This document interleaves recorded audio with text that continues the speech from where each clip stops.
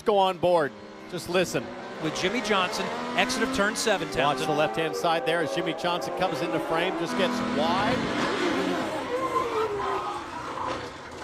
It's a game of inches, 6 inches or so. This is an important lesson for Jimmie Johnson. I knew when my Cup career ended that I was going to drive more because that experience I know I needed in my life. It's just how I was wired and how I was born. I don't know if the athlete ultimately knows where their peak is. Even when you're young and in the middle of it, there are many veteran drivers that are world-renowned names that won in their late 40s, early 50s. Mario Andretti's final win was when he was 53. Mario Andretti. You know, man upstairs was looking after us, and God, I'm so happy. But I am starting over in a whole new sport, a whole new set of skills that are required, and technical pieces, and tracks, and car, all that stuff. So when I'm interested in a new challenge, I started at ground zero and worked my way up. We started 10th, runs 14th, and this is Jimmie Johnson. I think he stalled it. I ended the year last year where I thought I would have started it. There were many uncomfortable moments. Locked it up and couldn't make the turn. Lucky he didn't get hard into the wall. This year's different. I still hold myself to a very high level of accountability and have the highest of expectations for myself, but it's back to the basics for me, and it's really the purest of reasons, the simplest of reasons. Just, I love to race.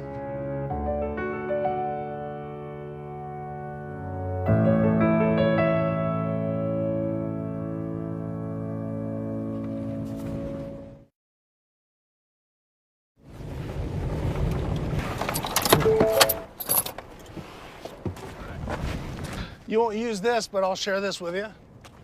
The very first time I got knocked out when I was nine and a half years old was right here. First concussion happened right here. Not my last. People talk and people have their preconceived ideas of who somebody is and where they come from, and like, yeah, I came from Silver Spoon and blah, blah. I'm like, that's complete bull. You don't know where this kid came from.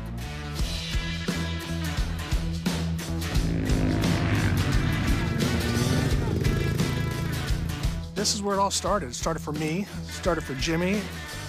I was just kind of born into the racing thing through my parents, and it was just normal to me, and it's just what the family did. My grandparents owned a motorcycle store, and my dad was also a heavy equipment operator, so he would volunteer his time and help prep and make the track on Saturdays. And my mom on Sundays would run the snack bar. I'm sure we didn't have the nicest house, and my house had wheels on it for a period of time, but my house was full of love.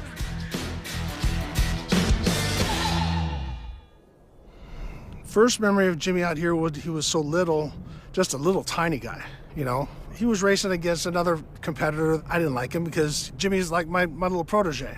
I'm like, Jimmie, if you clear this jump, you can beat him. So if you just hold it wide open, you're gonna clear it. So, but if you let off, you're gonna crash. You're gonna get hurt really bad. I know Jimmie can clear it. There's not a doubt in my mind, because the last thing I want to see him is get hurt.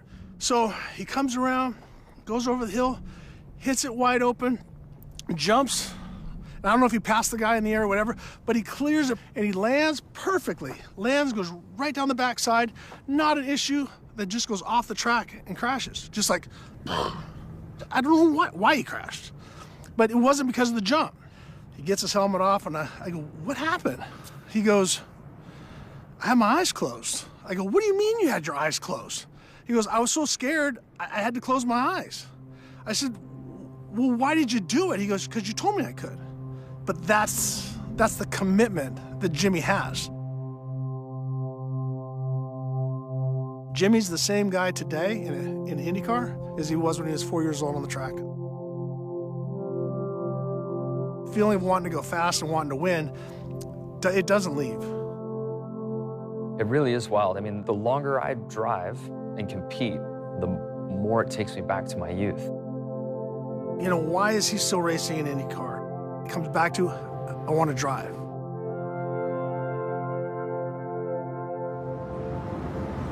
Speedway is going to be the Rolex 24 Daytona, a star-studded lineup that will feature 7-time NASCAR Cup Series champion Jimmie Johnson. Glad you're here today in full health. I know. That was rough. I said, I haven't had salmon since. You get sick? I did last year coming to this. On the flight up, I ate salmon, and oh my gosh, That's it was like a the first wreck. time I met him, and I'm like, oh my God, the poor guy looks like so pale. And so I'm like, It's a rookie mistake. Go ahead, look this direction, Brandon. Here we go.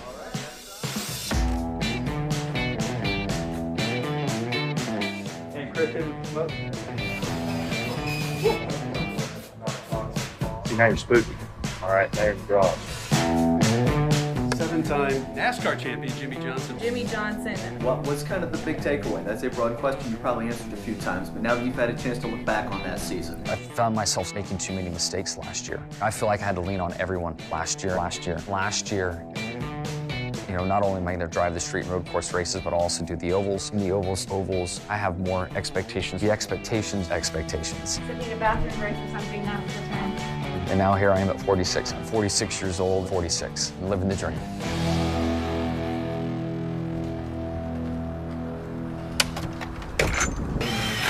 All right, so we'll do 5 statics, nice and easy.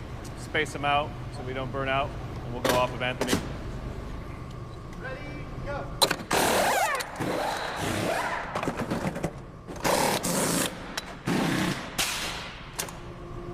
Racing teams run like an operating room. We're required to constantly work at a high pace and a high speed, and everything becomes muscle memory, and you react.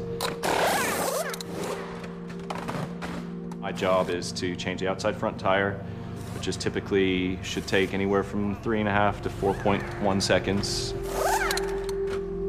When you really think of it, there's a lot of people that are believing in one person. And to have such a strong team around me that believe in me means a ton, and I don't take that lightly. You gonna try that one hand down thing? Yeah, we got to go over Here, that. I'll show you. I can do one for you. I rely on my group of guys to do what they do best, and they're all extremely strong, and I got to try to just make their job easier and make sure that they have what they need so they can react when it comes time.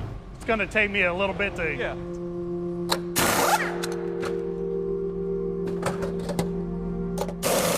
That's it. Ready, go. Going into St. Pete, first and foremost, we need to show up and just continue off the back of last year. And in order to do that, finishing the race is always the #1 goal. You can't come first if you don't finish. My objective is to be as smooth as possible with no mistakes, and especially if he's running up front, we don't want to be the culprit of him losing some spots on the track. Last year, St. Pete, he had 3 runoffs. Hopefully this year, he's figured that out, and we won't have that issue, and we can finish the race strong, because that's what we're here for, to try to be up front. All right, bud. Good to see you, man. Well, Happy New Year. Happy New Year. Officially. Officially, yeah. There it is. All right. Straight in from Italy. Oh, that's great. Jimmie, for reasons nobody can really pinpoint, has had this massive of haters, of critics. And I think probably it's because he won too much, or they don't really know who he is. It's a handful. It is. And I think that's what I needed. They always expected him to win. And so now when he's not the front guy, everyone's, some people are taking pot shots at him. All right, brother. Just I appreciate it. Will do. Do the same. Thank you.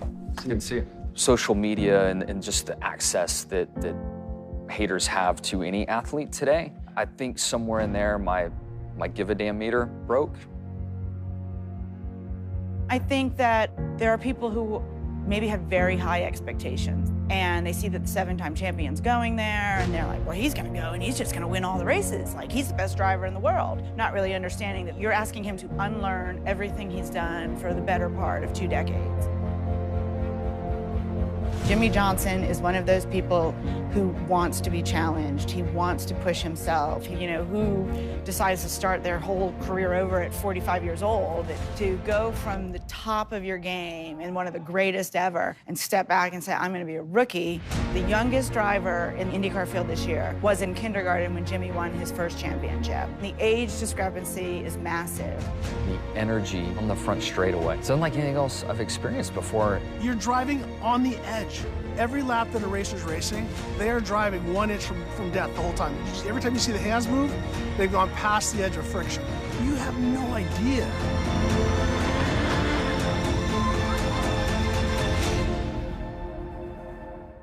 Why would you want to do this? Why would you want to put yourself through this? Great champions are just, there's something different about them. In my head, it's always been about racing. It's been about the experience. And that has been, the backbone of my journey all along. I really do just love to drive.